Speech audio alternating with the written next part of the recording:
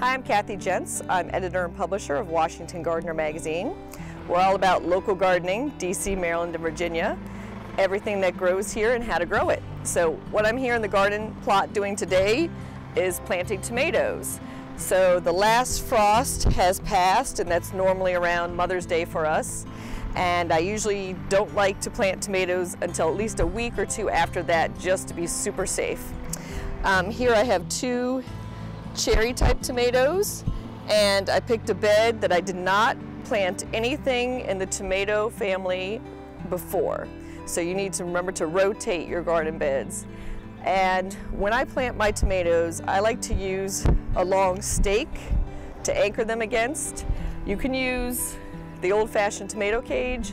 I'm not a big fan of that. I find that it bends in the wind, and if we have a big windstorm, can break off the tomato. The stake seems to be much more flexible, so I'm going to put the tomato cage to the side.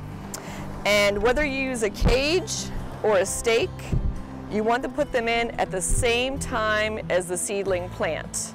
If you put them in later, you could be damaging the roots. So let's go ahead and do our first tomato, and this is, actually I'll start with Sun Gold, which is my favorite snacking tomato.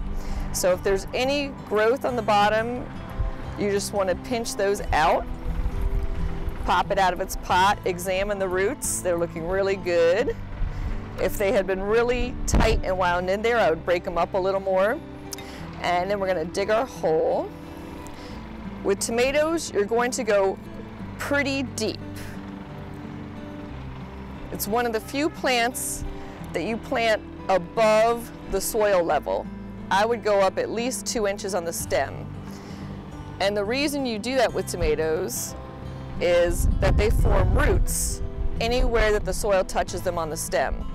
So you're going to get a nice, well-rooted tomato plant by doing that. So got it a little deep there. You're going to mound the soil around it. I'm going to put the stake right behind him. Put it in nice and secure and deep. Firm the soil and then water him in.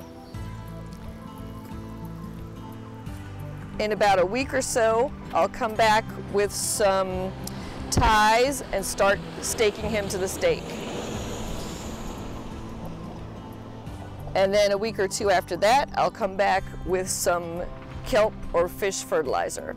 One thing you don't want to forget, especially in your vegetable garden, is the plant label. Because a month from now, you're not going to remember which tomato is which. And I'll put that stake in nice and deep and secure behind him.